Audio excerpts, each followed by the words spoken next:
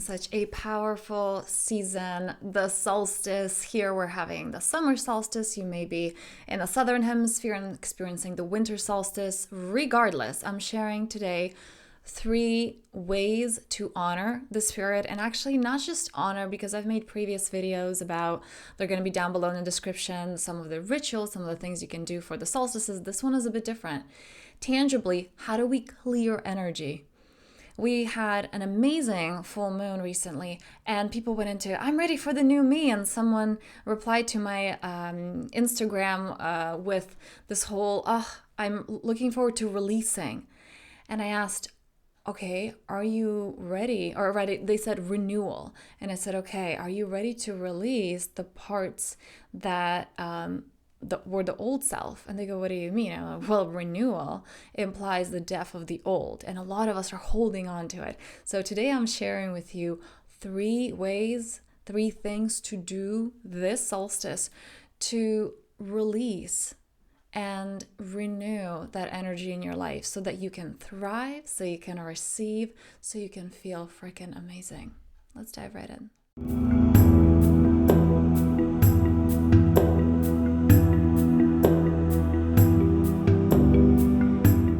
So the solstice is absolutely my favorite time. I celebrate both the solstices, both of the equinoxes, because it is such a transformational time. Now, the solstices have special significance, right? So the winter solstice, we're going inward, and it's that rebirth of the sun.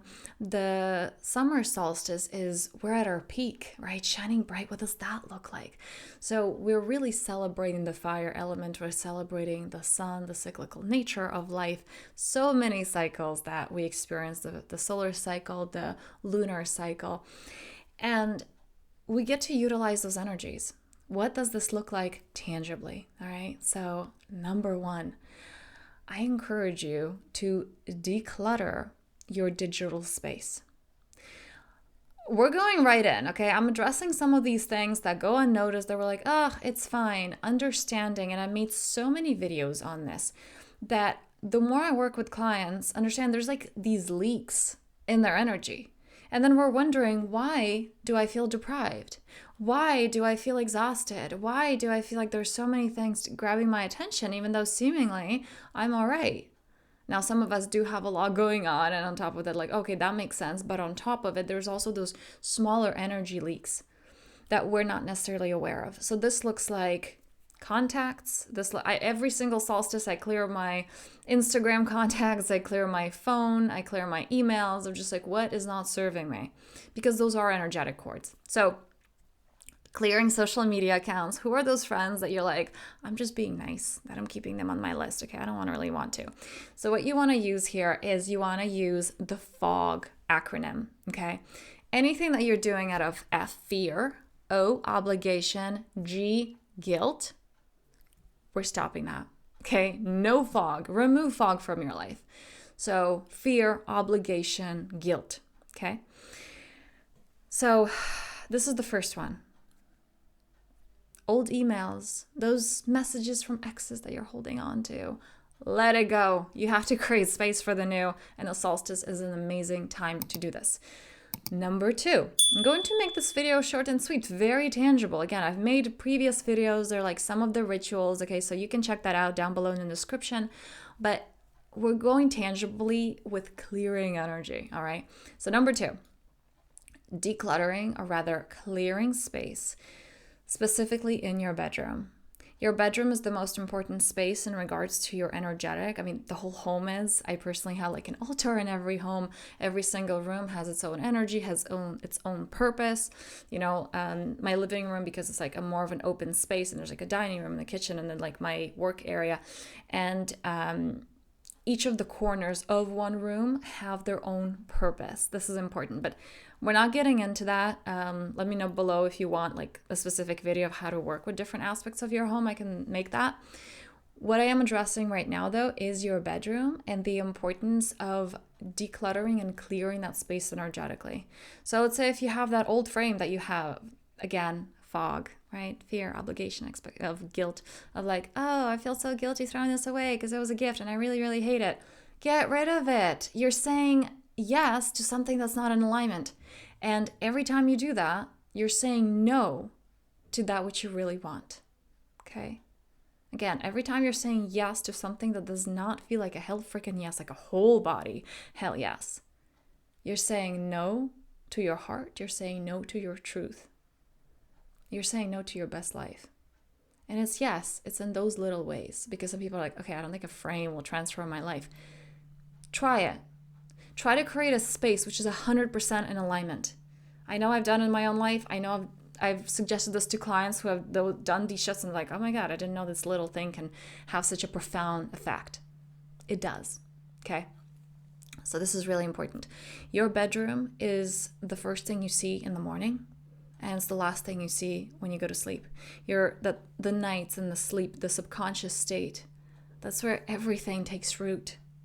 So your bedroom is everything. Are you in a space that is helping you thrive? Or are you in a space that is creating more clutter and chaos for you internally? Apart from that, the physical space is the extension of your energetic space. So just like, you want to not consume junk and you want to exercise to keep your vessel healthy, your room is contributing to your energetic health. So this is really, really important to keep track of. Number 3, taking a breath in here. So I'm sharing, this is the third very tangible tip. What do we do?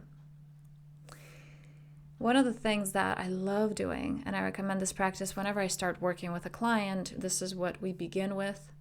We don't always start working around the solstices, but I do recommend creating a North Star quality. What does that look like? What is that one value that is your North Star for 6 months? So I do like to do, this is at least for 3 months. I recommend longer periods of time, like 6 months. You can also do it a year. Doing this on your birthday is really great, but I like the 6 months around the solstices. Picking one quality that just whenever you're at a crossroads and it's like, okay, what are my options, right? And there's this option and this option. With that quality, let's say your quality is excellence. If you're at a crossroad and you can go left or right, which of the two will help you embody more excellence? And you usually know. So this is something very tangible and really important to get clear on, because this, I can't even express it, this will so simplify your life for 6 months, because you will just know. It's not but this seems so great right now. It's like black and white. Does this embody excellence, yes or no? And if it's an honest no, then no. Even if it's a great opportunity, it's just not for right now. And when you do this, this creates self-trust, which is really important in the long run. It's like, that you're there showing up for you. And the more you do that, that life shows up for you because you show up for you. So this is the third one. Now, another thing I do recommend, a fourth bonus, is doing a practice of welcoming in the light, whether it's in the northern hemisphere or the southern hemisphere. It's still the celebration of light, okay, and of life. And it's like, in the winter, the rebirth of the sun god. And in the summer, it's like that the sun is at its peak, right? So allowing more light in. What does you in your expansion, either just starting the expansion, if it's the winter solstice, or what does you in the fullness of you look like, okay, in the summer solstice? And this, for those on my mailing list, you guys are going to receive a practice on the 21st. So if you're not on my mailing list, free practice will be, it's going to be in the description for you to sign up so you can receive that email. Really short practice, but a really, really powerful. What does you practicing that and I want to say stretching that muscle of receptivity, of well-being, of abundance, what does that look like? Because a lot of people do this work and they're in this hamster wheel. How do I clear the blocks? How do I release? But they're not stretching the muscle of receptivity. And both are necessary. It's kind of like you're locking your house and you're taking out all the trash. It's like, okay, well then you're just got to have an empty house at some point, because you're not bringing in the new. You're closed off to it, right? You're not welcoming in the better. So again, this is what that practice is going to be for. If you want to receive that completely free, down below in the description. So now taking a deep inhale in, and exhaling out. Opening up your chest, your shoulders. Bring your chin a little bit higher up. Tuning into the magic of this time. The energies are here like a week prior and a week after the solstice. So allowing yourself to get curious, what does expansion look like for me? And as you do either all of these steps, right? The first one was decluttering your social media, your digital space. Number 2 is your room, right? The first thing you see before bed, and the first thing you see in the morning, and the last thing you see before bed. And the third was the quality, the intention. So you might do all of these, you might just do one. But understanding that with that, you're welcoming in clarity, you're welcoming in consistency, you're welcoming in prosperity. So letting me know below which one is landing for you, which one are you going to try, and maybe it's all 3. And again, down below in the description, if you want to receive that free practice, make sure you're on my mailing list. I thank you so much for being here, and happy solstice.